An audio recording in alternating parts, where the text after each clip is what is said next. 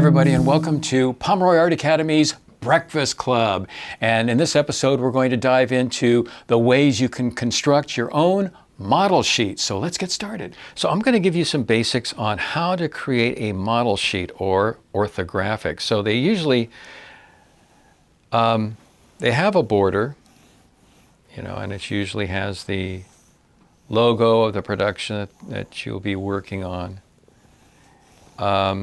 And all of your positions will be on some sort of a ground plane.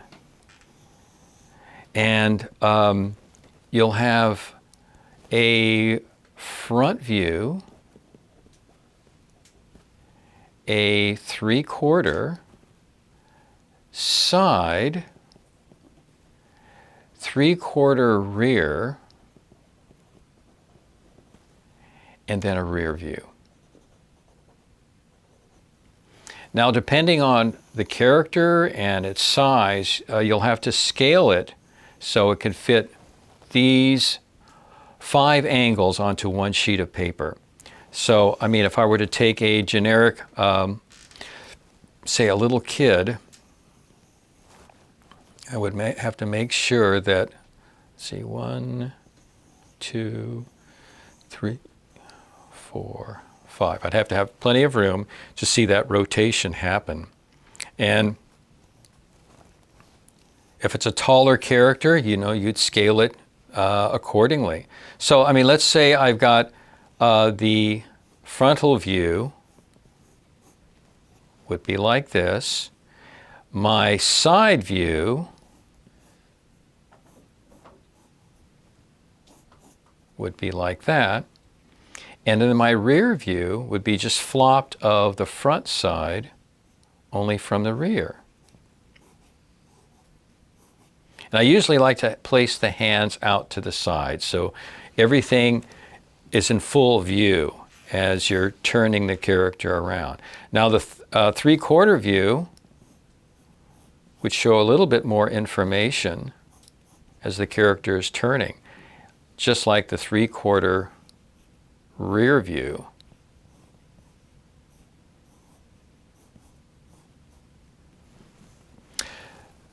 Now we have an eye line that stays consistent for the whole model sheet, as well as a neckline, crotch line, and then ground plane. We try to keep the consistency. Have a little nose right there, eyes on the eye line, smile, and then ears. And I'm just going to do a generic little kid right here. Eyebrows, neckline, t-shirt,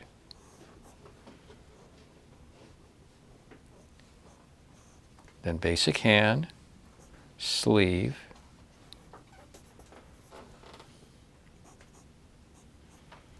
and then the feet, if they're with shoes, you define what that design is.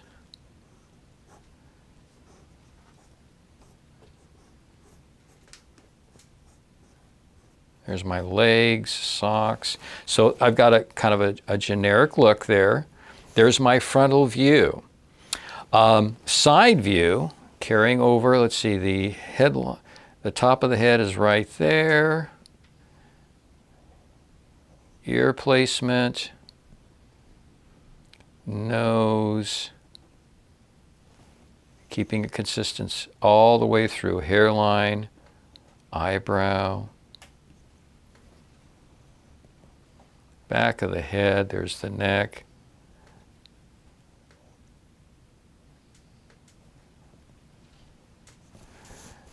There's the mouth, the shoulder, neckline, coming down. There is the chest and tummy.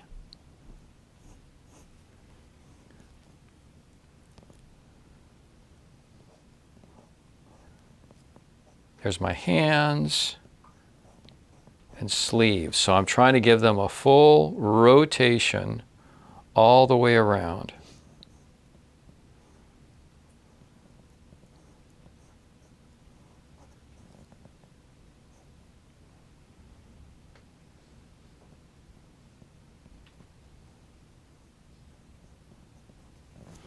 There's my arm on the other side. We're just going to color in the hair real quick. Sometimes that helps define the shape. I'm going to lower, I want to keep that consistent. The end of his t-shirt is right about there.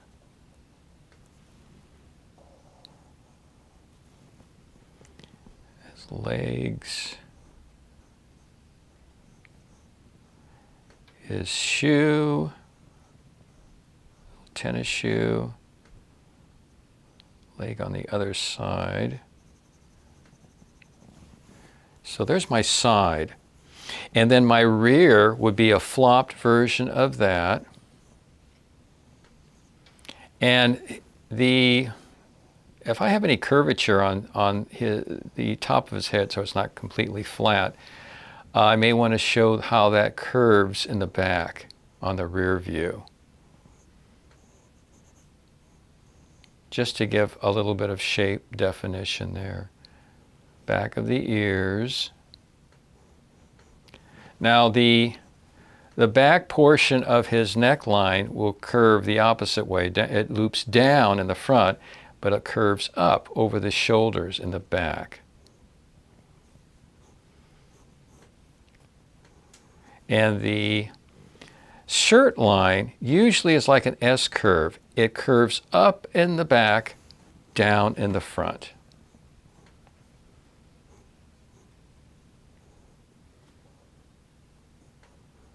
There's my hand. Hand on the right side. We'll do a little shoulder definition right there. The shoulder blade, the back. And then the back portion of his feet. It's lower in the back by the heel.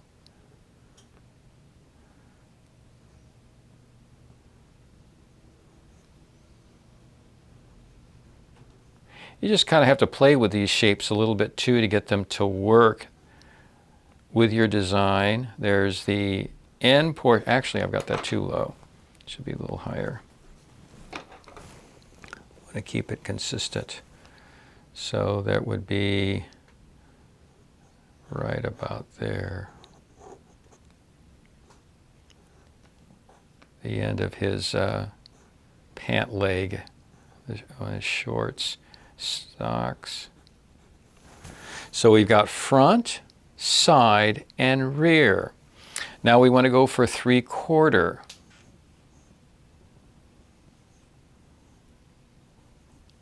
And just rough in 3/4 eye line, 3/4 nose, mouth. You have to give a good indication of what that shape looks like as it's turning. There's his ear placement, hairline, eyebrow. The ear on the far side is barely showing, if showing at all. It may be just a sliver. There's his chin, his neckline.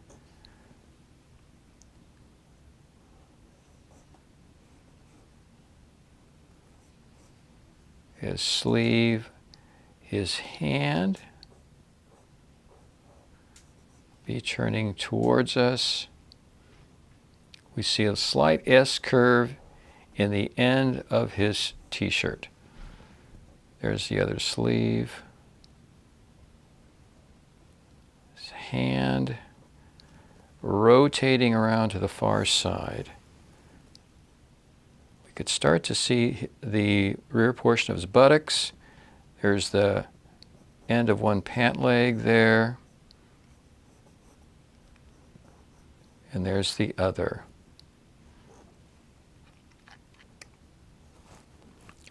There's the leg. We see the shoe, the foot, starting to rotate around towards us.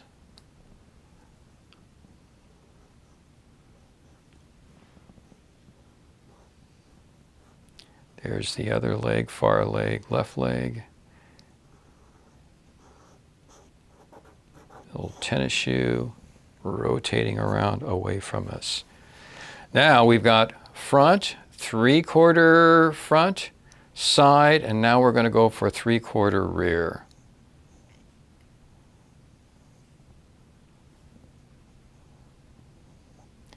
So we start to see the ear is going away from us. We see the back portion of his head.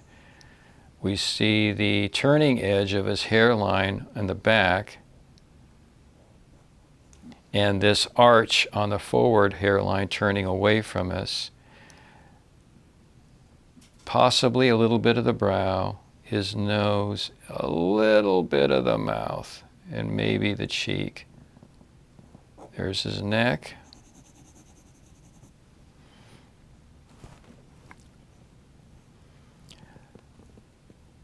This median line goes right down. It will help define the back, where his back is. There's the end of his t-shirt. Sleeve on that side, sleeve over here. We see that would be his tummy right there. There's his buttocks. Left hand, right arm, and the right hand. And we start to see the end of the right leg of his pants, his short pants, left leg. There's the far left leg, here's right leg. His shoe, tennis shoe, and then the shoe on the far foot. So now we have our complete rotation. Front, 3/4 front, side, 3/4 rear, and then rear.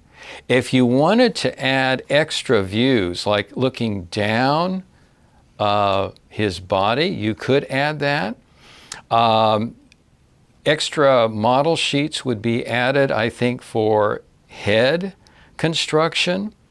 But this would give you all the basic beats. And sometimes you want to put notes in here about how tall he is. If you measured off the size of the head, this would probably be about 3 heads tall. You could do a diagram showing a very light indication of 3 heads being stacked next to the standing frontal position. That way they can have a proportion that would guide them when they're constructing, this character. So this gives you an idea of how to, put out, how to construct your rough model sheet for your own particular character. And like I said previously, it may change depending on the size of your character. If it's a big character, you may have to either scale it down or, do it in two or three pages.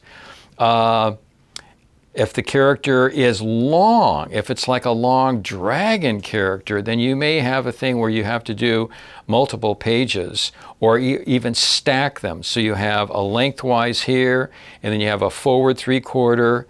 There's all kinds of ways that you can conform your different views to the size of the page that you had. But that's basically how you can get it all done and get it all on one page and make it clear for any of your artists to be able to draw that character.